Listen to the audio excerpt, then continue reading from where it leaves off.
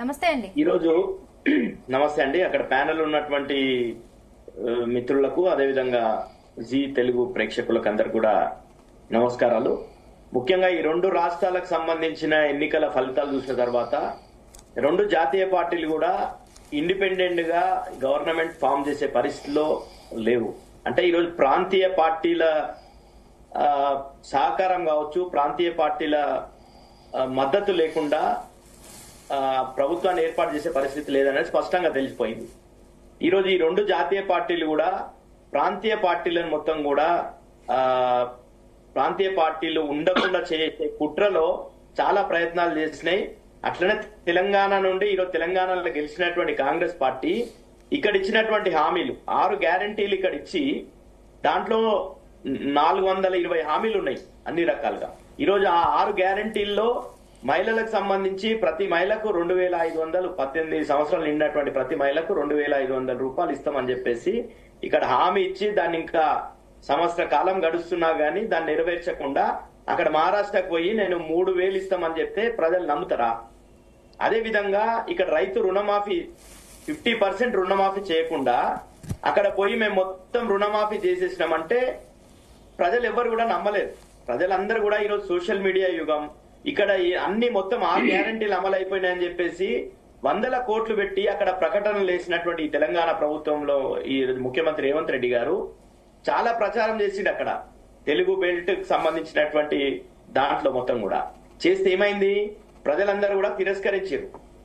మీరు ఇక్కడ తెలంగాణలో మీకు ఏదైతే మీరు అలవిగాని హామీలు ఇచ్చేసి ఇక్కడ ప్రజల్ని మభ్యపెట్టి మేమేమో చేస్తామని చెప్పేసి మాయమాటలు చెప్పి ఎన్నుకున్న తర్వాత మీరు ఇక్కడ పాలన ఇచ్చిపెట్టేసి ఉప ముఖ్యమంత్రి గారేమో జార్ఖండ్ పోతాడు, ముఖ్యమంత్రి గారేమో మహారాష్ట్ర పోతాడు. వీళ్ళు ఇక్కడ ఉన్న ప్రజల స్థితిగతులు, ప్రజల పరిస్థితులు, ప్రజలకు అమలు చేసేటటువంటి వాళ్ళు ఇచ్చినటువంటి వాగ్దానాలన్నీ కూడా పక్కకు పెట్టేసి మొత్తం కూడా అక్కడ పోయి మొత్తం అన్ని వాగ్దానాలు మేము నెరవేరుస్తున్నామని చెప్పేసి పెద్ద పెద్ద ప్రకటనలు ఇచ్చినా గానీ ప్రజలు అక్కడ తిరస్కరించారు. ఇలా గమనించాల్సింది ఏంటంటే ప్రాంతీయ పార్టీలు ముఖ్యంగా అక్కడ శివసేన నుండి విడిపోయినటువంటి షిండే వర్గం కావచ్చు, ఎన్సీపీ నుండి విడిపోయినటువంటి అజిత్ పవార్ గారి వర్గం కావచ్చు, ఇక్కడ ఉన్న ప్రాంతీయ పార్టీల అస్తిత్వం అనేది దేశంలో తప్పకుండా ఈ ముఖ్యంగా దక్షిణ ప్రాంతానికి సంబంధించినటువంటి భారతదేశంలో ప్రాంతీయ పార్టీలు చాలా బలంగా ఉన్నాయి. ప్రాంతీయ పార్టీల అస్తిత్వమే దేశ ప్రయోజనాలు చేకూరుతాయి అనే బలమైనటువంటి నమ్మకాన్ని ప్రజలు చూపించారు. జార్ఖండ్ లో కూడా చూసినాం, కాంగ్రెస్ పార్టీకి గతంలో ఉన్నటువంటి స్థానాలు మాత్రమే రావడం జరిగింది. 16 గతంలో 16 ఉంటే ఇప్పుడు కూడా 16 వచ్చినాయి. ఈ రోజు ఉన్నదల్లా జేఎంఎం ని ఆయనని జైలుకి పంపిన తర్వాత ప్రజల్లో మా ప్రాంత నాయకుడిని, మా ప్రాంత ప్రయోజనాల కోసం ఉన్నటువంటి ఈ పార్టీకి సంబంధించిన నాయకుడిని జైలుకి పంపిరని చెప్పేసి అక్కడ ప్రజల సింపతితోని మొత్తం కూడా బీజేపీ ఎన్ని కుట్రలు చేసినా గానీ అక్కడ జేఎంఎం కి ప్రజలు మద్దతు ఇచ్చిండ్రు. జేఎంఎం ఈ రోజు కాంగ్రెస్ మద్దతుతో ఆడ అధికారం చేపట్టబోతుంది. అట్లా ఇప్పుడు ఇండియా కూటమికి గతంలో పార్లమెంట్ మొన్న జరిగినటువంటి జూన్ లో వచ్చినటువంటి రిజల్ట్ లో ఇండియా కూటమికి మహారాష్ట్రలో 62.5% ఓట్లు వచ్చినాయి, 30 ఎంపీ స్థానాలు వచ్చినాయి. అదే ఇప్పుడు వచ్చే వరకు వాళ్ళ పరిస్థితి ఏమైందండి, మొత్తం కూడా 32% పడిపోయింది. అంటే 50% ప్రజలందరూ కూడా తిరస్కరిస్తున్నారు. ఎందుకంటే ఈ ఉదాహరణ తెలంగాణ కావచ్చు, కర్ణాటక కావచ్చు, కాంగ్రెస్ పాలిత రాష్ట్రాలలో మొత్తం కూడా వీళ్ళు ఎక్కడ కూడా వీళ్ళు ఇచ్చినటువంటి హామీలు అమలు చేయకుండా మొత్తం కూడా ఈరోజు బీజేపీని నిరోధించే శక్తిగా కాంగ్రెస్ లేకపోవడం అనేది కూడా అందరికి కూడా ప్రజలు గుర్తిస్తున్నారు. ఎందుకంటే ఈ రోజు ప్రాంతీయ పార్టీలు మాత్రమే బీజేపీని ఎదుర్కోగలుగుతాయి. రైట్, అదే బీజేపీ వెర్షన్ కూడా తెలుసుకునే ప్రయత్నం చేద్దాం. మళ్ళీ మీ దగ్గరికి వస్తాను. వెంకటరెడ్డి గారు నమస్తే అండి.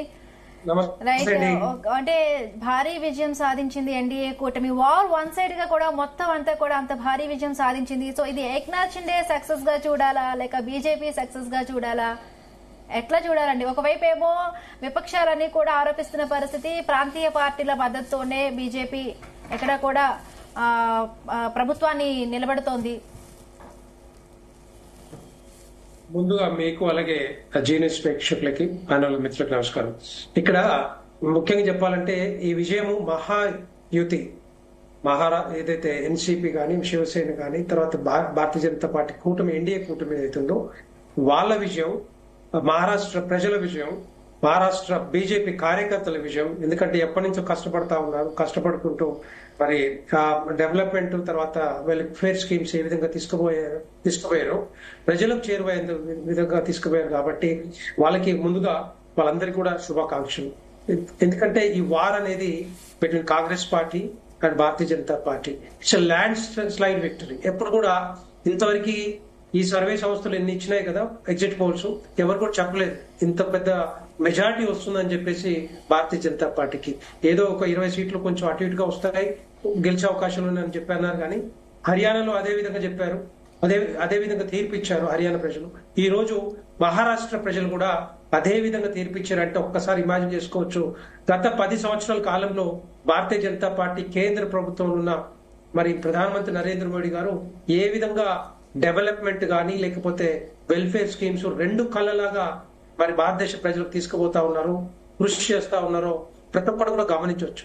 కొంత పార్లమెంట్ ఎన్నికల్లో కొంత నిరాశ ఎదురైనా కూడా దాని తర్వాత మేము ఇంట్రాస్పెక్ట్ చేసుకున్నది ఏంటంటే మహారాష్ట్ర ప్రజలకు ఏం కావాలి, ఏ విధంగా డెవలప్మెంట్ కావాలి, ఏం చేస్తే రేపొద్దున మహారాష్ట్ర అభివృద్ధి చెందుతుందో ఒక ఆలోచనతోటి మేము మరి ఆ వెల్ఫేర్ స్కీమ్స్ కానీ అభివృద్ధి కానీ ముందుకు తీసుకెళ్లాం. కాబట్టి మొత్తం టోటల్ గా యూటర్న్ మళ్ళీ